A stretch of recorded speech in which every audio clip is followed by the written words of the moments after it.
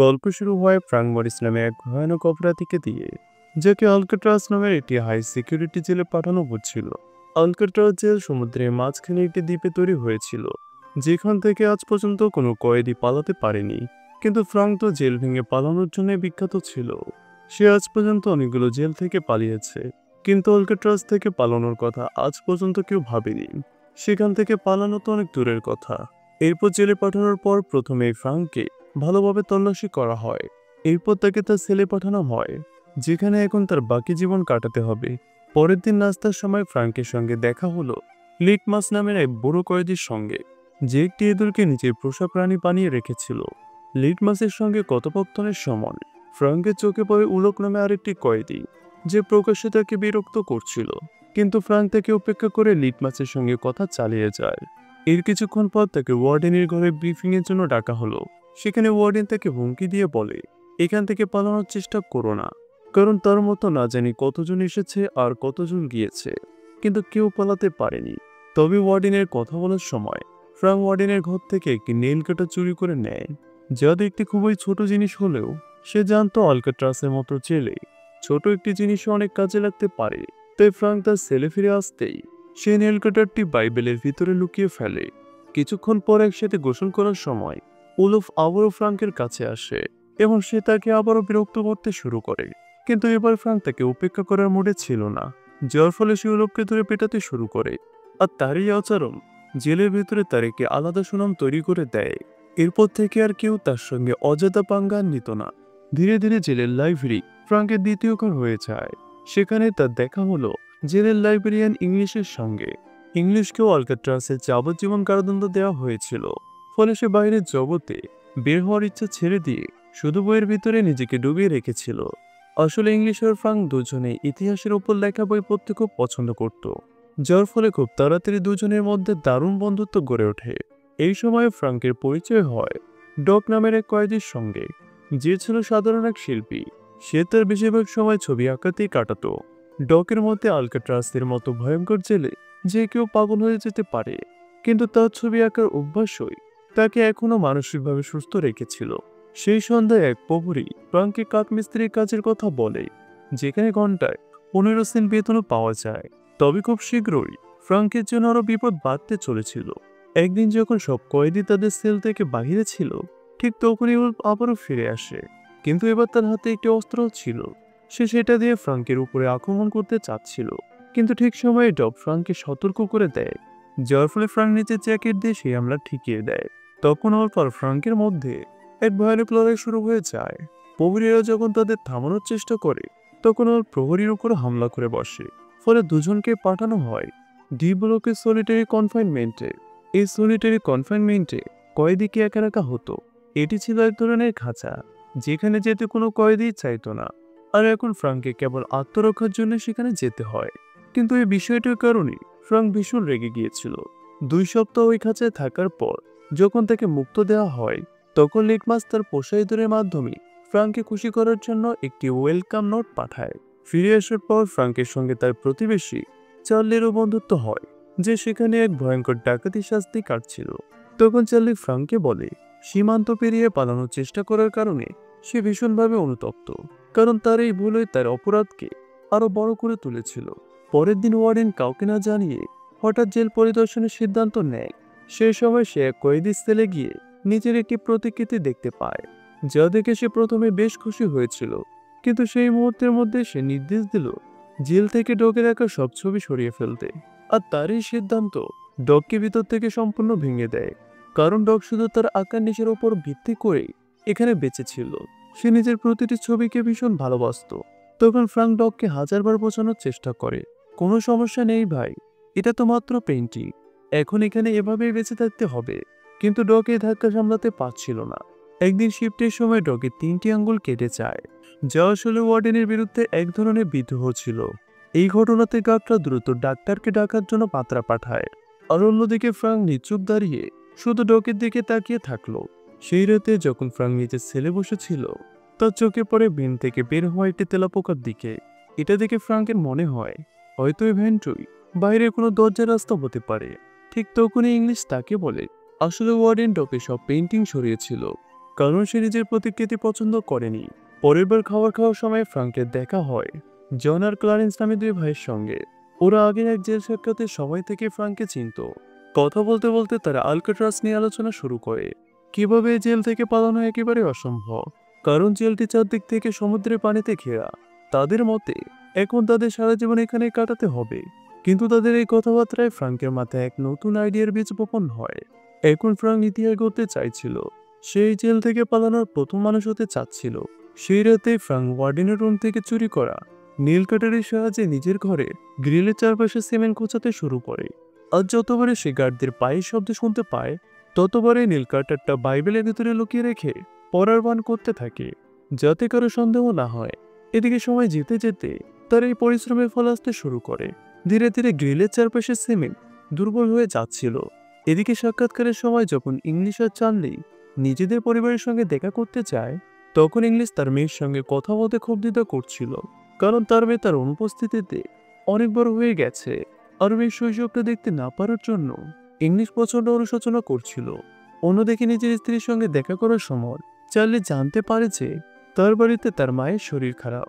ডক্টরের মতে চার্লির মায়ের হাতে আর মাত্র কয়েক মাস সময় আছে, এবং এই ঘটনায় চার্লির মনে আলকাট্রাস থেকে পালানোর একটা প্রবল ইচ্ছা জাগিয়ে তোলে। পরের দিন সকালে নাস্তার সময় ফ্রাঙ্ক জন আর চার্লির সামনে নিজের জেল থেকে পালানোর প্ল্যান তুলে ধরে। ফ্রাঙ্কের মতে নোনা পানি আর বাতাস জেলের ভবনকে অনেকটাই দুর্বল করে দিয়েছিল, যার ফলে তারা সিমেন্ট কোটে মেল্টিনেশনাল গ্রিল খুলে ফেলতে পারবে। এরপর সেই গ্রিল দিয়ে পাইপলাইনের কাছে পৌঁছে সেখান থেকে পালানো সম্ভব হবে। কিন্তু সমস্যা ছিল, জেল থেকে বেরোবে তো ঠিকই, কিন্তু সমুদ্র পেরোবে কিভাবে? এই ব্যাপারে ফ্রাঙ্ক বলে ক্লারেন্স জেলের কাপড়ের ডিপার্টমেন্টে কাজ করে। সে সেখান থেকে ধীরে ধীরে রেইনকোট আর সামান্য রাবার সিমেন্ট চুরি করতে পারবে। এসব দিয়ে আমি লাইফ বোর্ড আর লাইফ জ্যাকেট বানাতে চান, আমার উপর ভরসা রাখো। তখন ফ্রাঙ্কের এই প্ল্যান সবার খুব ভালো লাগে এবং সবাই মিলে এই প্ল্যানে একসঙ্গে কাজ করার সিদ্ধান্ত নেয়। এরপর থেকে ফ্রাঙ্ক প্রতিদিনের মতো নিজের সেলে সিমেন্ট খুঁড়তে থাকে। এবার তার সঙ্গে ছিল চার্লিওর। সে নিজের সেল থেকে চারপাশে নজর রাখছিল, যাতে কোনো গার্ড তাদের প্ল্যানের খবর না পায়। এদিকে ফ্রাঙ্কের কাজ চলছিল ঠিকই, কিন্তু নীল কাটা ছোট হওয়ায় সেটা চালাতে অনেক বেশি সময় লাগছিল, আর পরিশ্রম করতে হচ্ছিল অনেক বেশি। নীল কাটারটা তেমন ধারালো ছিল না, তাই জোরে চাপ দিতে হচ্ছিল। এই কারণে ফ্রাঙ্কের হাতে বেশ কয়েকটা চোট লেগে গিয়েছিল, যা এখন তাকে ভীষণ বিরক্ত করছিল। তাই পরের সকালে সে সবাইকে এই সমস্যার কথা বলে, এবং তাদের মতে এখন তাদের দরকার বড় ও শক্তিশালী কোনো অস্ত্র। ঠিক তখনই ফ্রাঙ্কের নজর গেল নিজের চামচের দিকে। সে সঙ্গে সঙ্গে নিজের চামচটা জুতোর সঙ্গে ঘষে নোংরা করে ফেলে। তারপর গার্ডকে ডেকে এনে চামচ নোংরা হওয়ার অভিযোগ করে। বাকি সবাইও তাকে সমর্থন জানিয়ে চামচ বদলানোর অনুরোধ করে। গার্ডেরও এতে কোনো সমস্যা মনে হয় না, এবং সে সহজেই নতুন চামচ দেওয়ার জন্য রাজি হয়ে যায়। কিন্তু যখন তারা চামচ বদলাতে ফ্রন্ট ডেস্কে যায়, তখন জন ওখানে থাকা গার্ডকে নিজের কথার জালে ফাঁসিয়ে রাখার চেষ্টা করে। আর এই সুযোগে ফ্রাঙ্ক চুপি চুপি একটা বড় বাড়তি চামচ নিজের পকেটে ঢুকিয়ে নেয়। কিন্তু তার জন্য এটা যথেষ্ট ছিল না, তাই সে লিকমাসের কাছ থেকে 20 দিনের মিষ্টির ভাগের বিনিময়ে বাকি জিনিসগুলো জোগাড় করে নেয়। এরপর ফ্রাঙ্ক চামচটাকে গলিয়ে নীল কাটার আর কয়েনের সঙ্গে জোড়া লাগায় এবং বানিয়ে ফেলে একটি নতুন অস্ত্র, যেটা নীল কাটারের চেয়ে অনেক বেশি কার্যকরী প্রমাণিত হয়। সেই রাতে ফ্রাঙ্ক দ্রুত সিমেন্ট খোলার কাজে ব্যস্ত ছিল। ঠিক তখনই সেখানে এক গার্ড চলে আসে, কিন্তু চার্লির চোখে সেটা পড়ে না। সৌভাগ্যক্রমে ঠিক সময় ইংলিশ এসে গার্ডের মনোযোগ সরিয়ে দেয়, যার সুযোগ নিয়ে চার্লি জেল বার্সে জোরে ঘুষি মারে, যাতে ফ্রাঙ্ক সতর্ক হয়ে যায়। এদিকে ইশারা পেতে ফ্রাঙ্ক সঙ্গে সঙ্গে সব সরঞ্জাম লুকিয়ে রাখে। ওরা এবারে রক্ষা পেলেও ফ্রাঙ্ক বুঝে যায় যে সে চার্লির উপর পুরোপুরি ভরসা করতে পারবে না। পরের কয়েকদিন ফ্রাঙ্ক বুঝতে পারে যে ওই গ্রিলগুলোর ভেতর প্যাচও লাগানো আছে, যেগুলো বলার জন্য তাদের নতুন এক অস্ত্র বানাতে হবে। এই সময় যখন ফ্রাঙ্ক বাহিরে যাওয়ার সুযোগ পায়, সে গ্রিল থেকে খোলা সিমেন্ট গোপনে বাইরে ফেলে দেয়।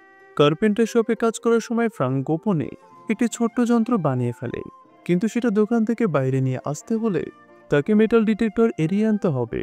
আর এই জন্যই সে নিজের হাতে একটি মরিচা ধরা লোহার টুকরো রাখে, এবং মেটাল ডিটেক্টর অ্যালার্ম বেজে উঠতেই ফ্রাঙ্ক গার্ডের হাতে সেই মরিচা ধরা টুকরোটা দিয়ে দেয়। কিন্তু তার আসল যন্ত্র লুকানো ছিল জুতোর ভিতর। নিচের সেলে পৌঁছাতে সে ওই অস্ত্রের সাহায্যে গ্রিল খুলে ফেলে, আর গ্রিলের ওপাশে ছিল পাইপলাইনের জাল, যা হয়তো তাদের মুক্তির পথ হতে পারে। কিন্তু ফ্রাঙ্ক জানতো যে এখনো তাদের আরো শক্তিশালী প্ল্যানিং এর দরকার আছে, তাই তারা নকল মাথা বানানোর সিদ্ধান্ত নেয়, যার সাহায্যে তারা গার্ডে ধোকা দিতে পারবে। এরপরে তারা দ্রুত জিনিসপত্র জোগাড় করতে শুরু করে, যেখানে জনের কাজ ছিল নাপিতের দোকান থেকে চুল সংগ্রহ করা, আর চার্লির দায়িত্ব ছিল রঙের ব্যবস্থা করা। অন্যদিকে ফ্রাঙ্ক ইংলিশের সাহায্যে অনেকগুলো খবরের কাগজ জোগাড় করে। এরপর সব জিনিস একত্র হতেই ফ্রাঙ্ক সঙ্গে সঙ্গে কাজে লেগে যায়। সে প্রথমে খবরের কাগজগুলোকে দেয়াল থেকে করা সিমেন্টের সঙ্গে মিশিয়ে মানুষের মাথার খুলের মতো একটি কাঠামো বানায়। এরপর তার উপরে রং আর চুল লাগিয়ে তারা গার্ডে ধোকা দেওয়ার ব্যবস্থা করে। তাদের প্ল্যানকে আরো শক্তিশালী করার জন্য চার্লি আসল গ্রিলের মতো দেখতে নকল জাল তৈরি করে, যা তারা পালানোর সময় আসল গ্রিলের জায়গায় বসিয়ে দেবে, যাতে কোনো গার্ড লক্ষ্য না করেছে এখানে আসল গ্রিল লাগানো নেই। এরপরে এক রাতে ফ্রাঙ্ক একাই উপরে যাওয়ার সিদ্ধান্ত নেয়, যার জন্য সে নকল খুলে আর নকল গ্রিল ব্যবহার করে। কিন্তু পাইপলাইনের উপর পৌঁছার পর ফ্রাঙ্ক একটি লোহার দরজা দেখতে পায়, যেটা সে একা পার করতে পারবে না। ঠিক তখনই এক গার্ড সব সেলের রাউন্ডে বের হয়, আর যখন সে ফ্রাঙ্কের সেলের কাছে আসে, সে সন্দেহ করলেও তারা সামহাও বাঁচতে পারে। এবার তারা বুঝতে পারে যে তাদের প্ল্যানে কিছু পরিবর্তনের দরকার। পরের সকালে ফ্রাঙ্ক আর চার্লি গত রাতের ঘটনার বিষয়ে আলোচনা করে। ততক্ষণে জন আর ক্লেরেন্সও নিজেদের নকলগুলি বানিয়ে ফেলে। এরপর সবাই এই পরিকল্পনা নিয়ে সামনে এগোনোর সিদ্ধান্ত নেয়। সেই রাতে জন এবং চার্লি একে অপরের সাহায্যে আবারও সেই লোহার দরজার সামনে পৌঁছায়। দরজা খুলতে খুলতে তারা বুঝতে পারে যে তারা দরজাটি কেটে দিতে পারে, কিন্তু এর জন্য তাদের উন্নত সরঞ্জামের দরকার। পরের দিন মিউজিক ক্লাস চলাকালীন চার্লির চোখে পড়ে একটি পুরোনো পাথরের উপর, যা দেখে সে মনে করেছে তারা এটি একটি সরঞ্জাম হিসেবে ব্যবহার করতে পারবে, এবং এজন্য সে সব মিষ্টি লিটমাসের সঙ্গে বদলে দিতে রাজি হয়। এবার ক্লাস থেকে পাকাটি বাহির বের করার জন্য চার্লি এটিকে একটি বাদ্যযন্ত্রের বাস্কে রাখে, যার সাহায্যে তারা সহজে বাইরে বের হতে পারে। পাকা ফ্রাঙ্কের হাতে পড়ার সঙ্গে সঙ্গে সে একটি নতুন সরঞ্জাম বানাতে লাগে। এরপর তারা আবারও সেই লোহার দরজার কাছে আসে, এবং এবার তাদের একটি নতুন সরঞ্জামের সাহায্যে তারা দরজাটি কেটে ফেলে। অন্যদিকে অনেক শব্দ হয়, যার আওয়াজ তখন গার্ডদের কাছেও পৌঁছায়, কিন্তু গার্ডরা বেশি না ভেবে শব্দটাকে উপেক্ষা করে দেয়। এদিকে ফ্রাঙ্ক আর তার সঙ্গীদের রাস্তা তৈরি হয়ে যায়, যার পরে তারা মঙ্গলবার রাতে বিশ্বের সব থেকে নিরাপদ আলকাট্রাজ থেকে পালানোর সিদ্ধান্ত নেয়। মঙ্গলবার সকালে নাস্তার সময় ফ্রাঙ্ক টেবিলে একটি ফুল রাখে, যা কুকুর ডগের স্মৃতির জন্য ছিল। তখন এই ফুলের সঙ্গে সঙ্গে ওয়ার্ডেনের নজর পড়ে, আর সে ফ্রাঙ্ককে জেলের নিয়ম মনে করে দিয়ে ফুলটি চেপে দেয়। তখন ওয়ার্ডেনের এই আচরণে সবচেয়ে বেশি রেগে যায় লিটমাস, কিন্তু সে যখন ওয়ার্ডেনের উপর হামলা করতে যাচ্ছিল, হঠাৎই তার হার্ট অ্যাটাক হয়, আর সে সঙ্গে সঙ্গে নিচে পড়ে যায়। কিছুক্ষণ পর ওয়ার্ডন হঠাৎ ফ্রাঙ্কের সেলে তল্লাশি করে, কিন্তু সে সেখানে কিছুই খুঁজে পায় না, যার কারণে সে বেশ রেগে যায়, এবং এর আগে সে চার্লি এবং ফ্রাঙ্কের সেল পরিবর্তনের নির্দেশ দেয়। অন্যদিকে ওলফো সলিটারি কনফাইনমেন্ট থেকে মুক্তি পেয়েছিল, এবং সে এখনো আবারও ফ্রাঙ্কের উপর হামলা করার জন্য সম্পূর্ণরূপে প্রস্তুত ছিল। কিন্তু হামলা করতে এগোতেই ইংলিশ তাকে মাঝখানে ধরে ফেলে।